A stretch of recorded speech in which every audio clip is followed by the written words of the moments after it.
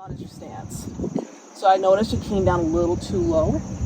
What I like to do is I like to take my club, put it up to my waist, do a light bend, unlock the knees, and let the club naturally drop. That way you're not too hunched over, you're a little bit more comfortable. So if I can remember all of that. Alright, so club here. Yep. A little bit of a stance over or down. So it's going to be over. A little bit over. Unlock. Just let the club drop naturally. Beautiful. Right. Here. Here.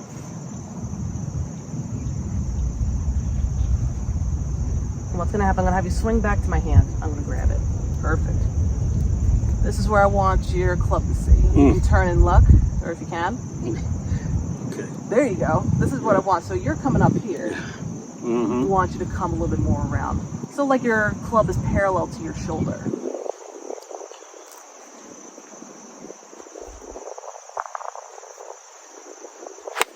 Better.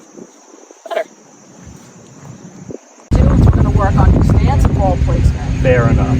So first things first, we're going to make sure the ball, well, actually even before that, I want your feet shoulder width apart, just like you would in any other shot. We're going to have the ball towards our leading foot. Go like this. Yeah, perfect. And now I want you to feel, so when I mean having your weight towards your front foot, that doesn't mean I want you to lean. What that means is I want you to feel just a little bit of pressure on the inside of your foot. All right? So, and just like we worked on last week with our waist high to waist high and that bent wrist, we're going to do the same thing. We're going to have that nice bent wrist.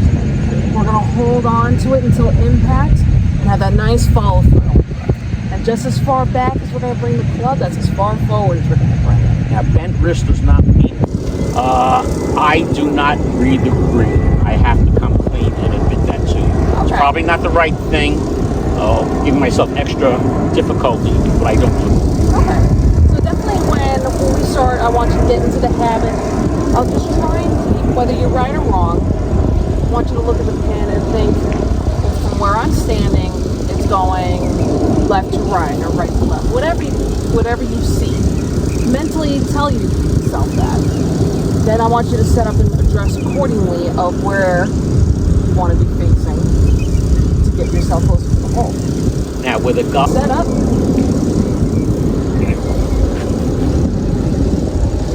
Okay.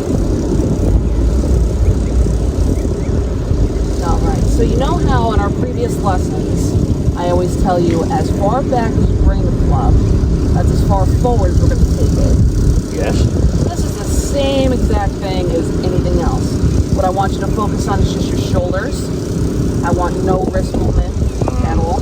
Think of yourself as a pendulum. So just as far back, that's as far forward. I want you to feel the movement just in your shoulders, almost like a seesaw. That's kind of how I want you to feel. Okay.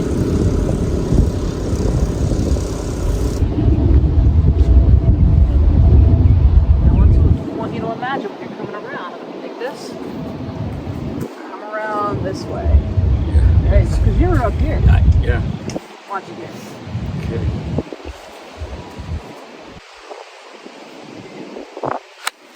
There you go.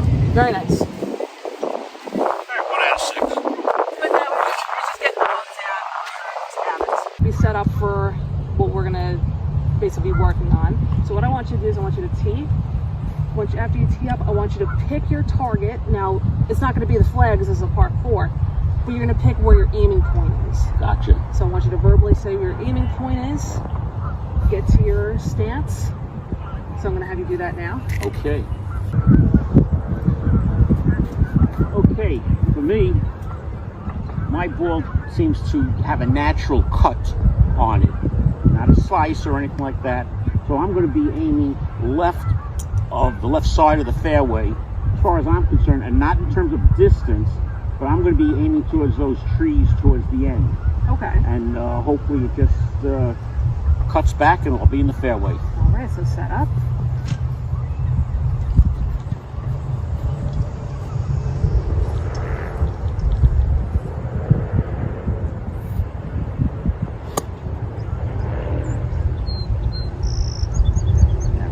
how I wanted you to bring that club back parallel to your shoulders.